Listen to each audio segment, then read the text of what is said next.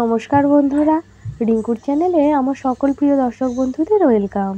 আজকে আমি আপনাদের সাথে একটা সাধারণ উত্থাপামের রেসিপি শেয়ার করব।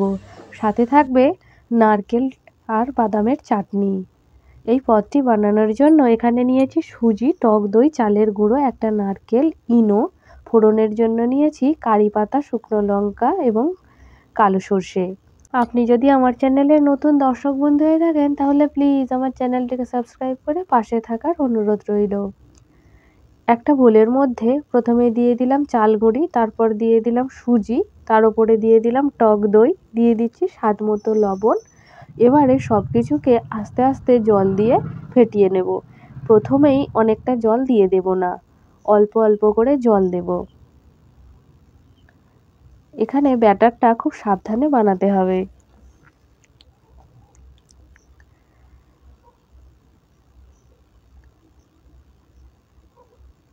দেখুন, ব্যাটারটা একদম রেডি হয়ে গেছে। ব্যাটারের থিকনেসটা ঠিক এরকম হবে। এবার ঢাকা দিয়ে 4 ঘন্টার জন্য রেখে দেব।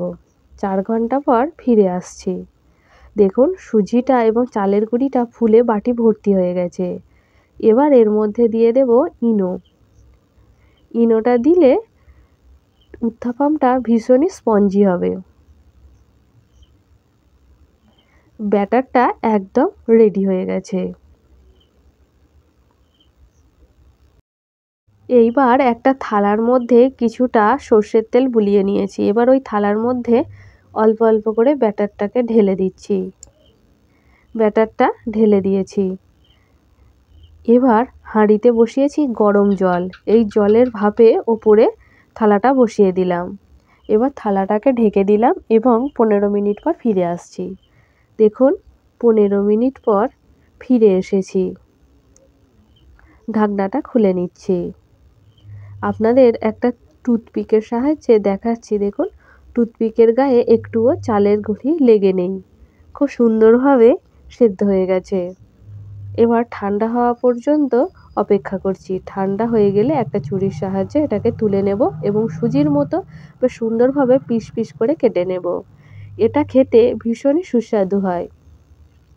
এটা যে কোনো মানুষজন খেতে পারেন, কারণ এই রান্নাটিতে কোনো তেল থাকে না এবং কোনো রিচ খাবার নয়।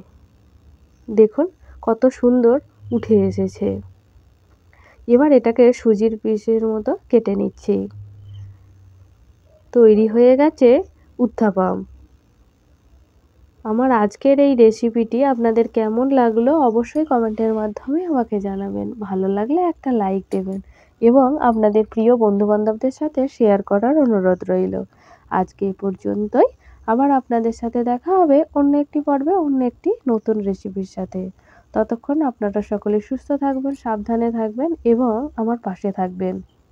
এই উত্থাপামটা আমি নারকেল এবং বাদামের চাটনির সহযোগে পরিবেশন করছি।